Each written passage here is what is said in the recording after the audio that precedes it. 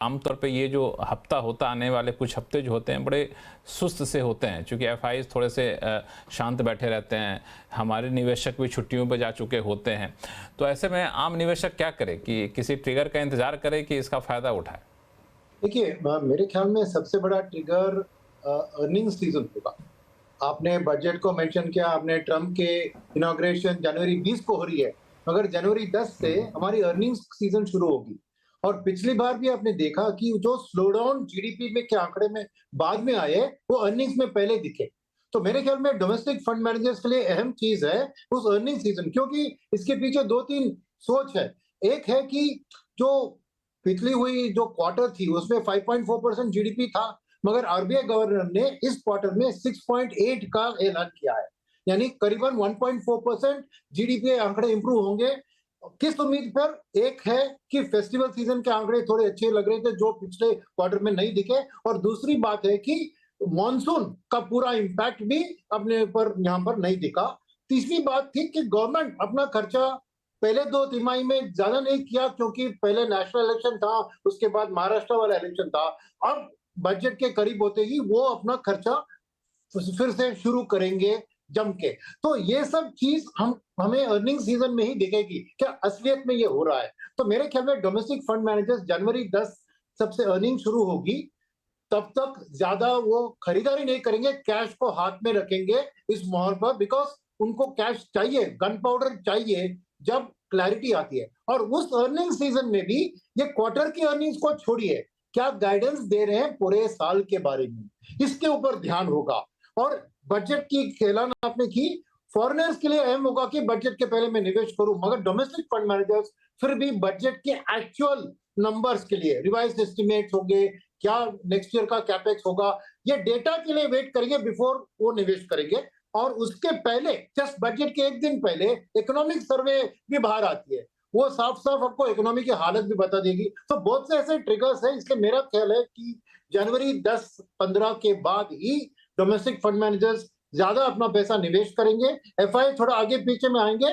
मगर अगर बजट अच्छा निकला तो मार्केट बिल्कुल ऑल टाइम हाइस में एक बजट पोस्ट बजट सिनेरियो में पहुंच सकता है, अगर ये सब आंकड़े ठीक निकले तो मेरे ख्याल में 1 महीने के लिए रिटेल निवेश को भी थोड़ा शांत रहना चाहिए, क्योंकि बिना कोई ट्रिगर के ऐसे ही जाके पैसा डालना अच्छा नहीं होगा। हाँ, हाँ, बिल्कुल। लेकिन इसमें ये भी ध्यान रखिए कि बजट इस बार शनिवार को आ रहा है। अब मतलब जो 1 फरवरी जो तारीख तय होती है वो शनिवार की तारीख है। अब देखना है कि 1 फरवरी को पेश करते हैं या नहीं, क्योंकि कई बार शनिवार को बजट पेश भी किया गया है, तो वो भी एक इंटरेस्टिंग ट्रिगर रहता है कई बार जब वीकेंड में बजट पेश किया जाता है। तो मिहिर वोरा साहब, सुनील जी ने बड़ा अच्छा कहा कि अर्निंग सीजन सबसे पहला ट्रिगर होगा।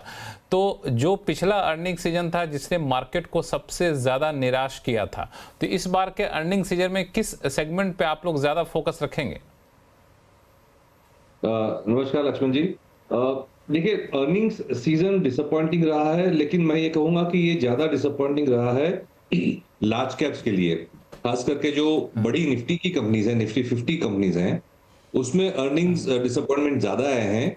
जो ब्रॉडर मार्केट है, जहां पे ज्यादा एक्शन है, ज्यादा ग्रोथ है, खास करके मिड कैप और स्मॉल कैप सेगमेंट में और एनएसई 500 में मैं कहूंगा, तो इतना इतना बुरा हाल नहीं है। उसकी मेन वजह यह है कि निफ्टी के काफी सारे सेगमेंट्स जो है वो या तो फाइनेंशियल, बैंकिंग एंड फाइनेंस है, या तो आईटी है, या तो कमोडिटीज है, जो काफी सारा ग्लोबली लिंक्ड है। तो इसकी वजह से क्या हो रहा है कि जो कमोडिटीज के फ्लक्चुएशंस हो रहे हैं और ग्लोबल इकोनॉमी का जो इम्पैक्ट आ रहा है, उसकी अर्निंग्स का इम्पैक्ट, उसकी इम्पैक्ट निफ्टी के अर्निंग्स पे भी आ रही है। तो मेरे ख्याल से मैं actually frankly speaking overall earning season पे बेट नहीं कर रहा हूं, और मैं स्टॉक पिकिंग और सब सेक्टर पिकिंग में ही ज्यादा फोकस कर रहा हूं, क्योंकि निफ्टी का कॉम्पोजिशन तो चेंज होने नहीं वाला। जो कमोडिटीज लिंक सेगमेंट्स हैं वो तो वही रहेंगे, energy, oil and gas, metals, cement, IT, जो सारे जो लार्ज कैप आईटी कंपनीज भी अगर देखें तो ग्लोबली लिंक्ड है, और उनकी जो ग्रोथ रेट है वो भी 5 से 12% के बीच में ही है। तो ये हाई ग्रोथ नहीं है। हमें फोकस करना है इंडियन इकोनॉमी के डोमेस्टिक फोकस्ड सेगमेंट्स और सब सेगमेंट में, जिसकी रिप्रेजेंटेशन काफी जो ब्रॉडर मार्केट में है। मैं फ्रैंकली अर्निंग सीजन का इतना वेट नहीं कर रहा हूं।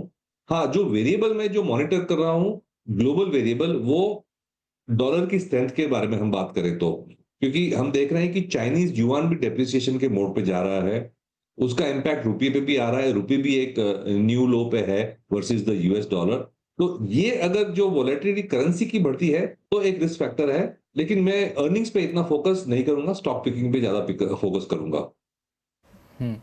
बिल्कुल। मनीष अग्रवाल साहब, अभिषेक अग्रवाल साहब, ये जो वोरा साहब कह रहे हैं डॉलर फ्लक्चुएशन और बाकी फैक्टर, ये आपके लिए कितना बड़ा कंसर्न है आने वाले दिनों में?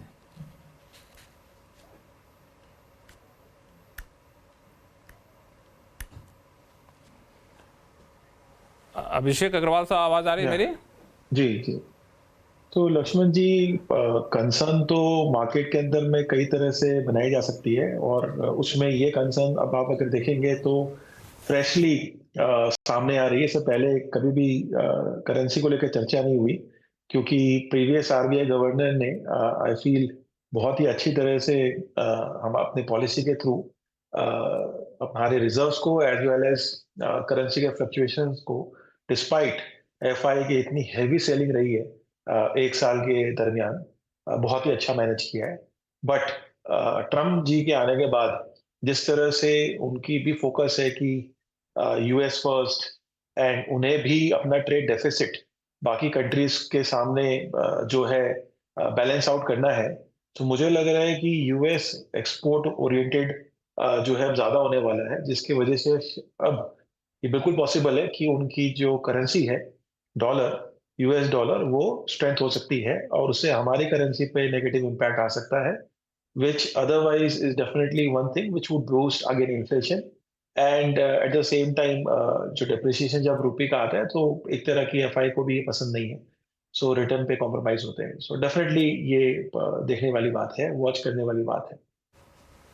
हालांकि मुझे लगता है कि नए आरबीआई गवर्नर के लिए सबसे बड़ा चैलेंज जो रहने वाला उनमें से एक ये भी रहेगा कि पिछले गवर्नर ने तो बड़ा अच्छे से मैनेज कर लिया, अब ये गवर्नर कितने अच्छे से मैनेज कर पाते हैं।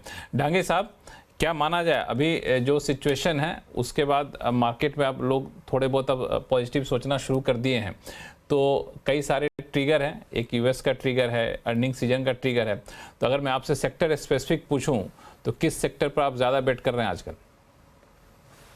तो एक्चुअली पिछले जो गेस्ट ने बोला है उसी फ्रेमवर्क से जो मोटा मोटी सभी से एग्री करता हूं कि रेगुलेटरी टाइटनेस इंडिया के अंदर भी मैक्स पोजीशन में है, तो यहाँ से इंक्रीमेंटली गवर्नर चीजों को ठीक करेंगे। तो जो फाइनेंशियल मार्केट्स के अंदर खास करके आप अगर छोटी एनबीएफसीज को देखें और बैंकिंग का एक्सेस ऑफ कैपिटल देखें तो काफी टाइट हुआ है पिछले 8-9 महीनों में। मेरे ख्याल से यहाँ से इंक्रीमेंटली चीजें सॉफ्ट होने लगेंगी, तो उसके थ्रू अगर आप एक ट्रेड लिखना चाहते हैं तो जो छोटी एनबीएफसी है उसके अंदर थोड़ी सी तहस नहस हो गई है, 60-70% स्टॉक्स कई सारे डाउन हैं। तो हमारे ख्याल से हालांकि उनकी बैलेंस शीट यहाँ से डिटोरिएट होती चली जाएगी, लेकिन मार्केट ने उनको ऑलरेडी प्राइस कर दिया है, तो वहां से एक ट्रेड निकलता है।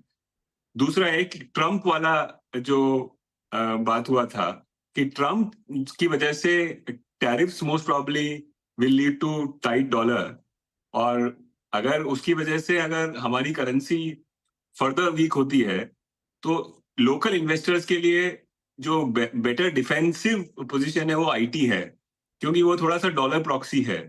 तो उसकी वजह से रिलेटिव अगर मार्केट के अंदर आपको प्लेस करना है तो शायद आईटी के अंदर आपको एक हाइडिंग प्लेस मिलेगा।